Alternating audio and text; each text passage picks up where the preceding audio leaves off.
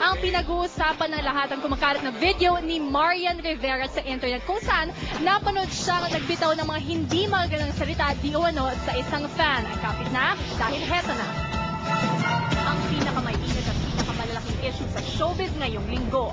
Pagtataray, Marian Rivera huling-huli sa video na buineltahan at tinalakan ng fan na bumastos di umano sa kanya.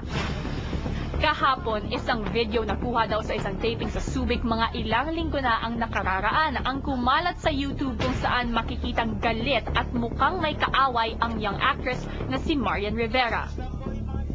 Mabilis na kumalat ang video na ito na pinadala ng isang nagngangalang Lawrence Marbeda sa mga email. Sa video na ito ay kitang-kitang galit si Marian na tila sinusugod ang isang lalaki. Okay kayo, ganyan ka. Bakit marami na nanonood sa'yo? Ay, mabait ka. Kayo, pinatarantado mo ko kung ano sinakarinig sa'yo. Sa email na kumakalat, mababasa din ang iba't ibang maaanghang na komento ng mga taong nakapanood ng video. Grabe, ang sama talaga ng ugali ni Marian porket naingayan lang siya dun sa lalaki.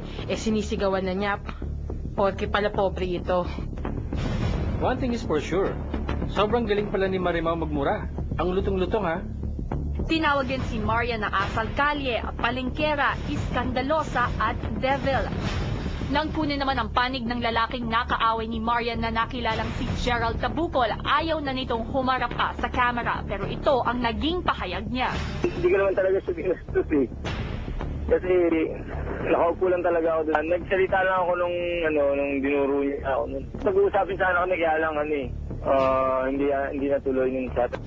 Nagbigay naman ng paliwanag si Marian sa PEP o Philippine Entertainment Portal. Ayon sa young actress, nasa set sila ng Subic nang makita niya ang lalaki na kumukuha ng video ng mga eksena nila. Sinabihan niya ang lalaki na bawal kumuha ng video lalo na kung hindi pa umiere ang episode. Pero sinagot siya nito ng, "Bakit? Ikaw ba ang video ko? Pakialam mo." Dito na nagsimula ang sagutan nilang dalawa. Ayon pa kay Marian, kahit payat at maliit daw siya, hindi siya papayag na apihin. Kavitan niya siya at lalaban daw siya.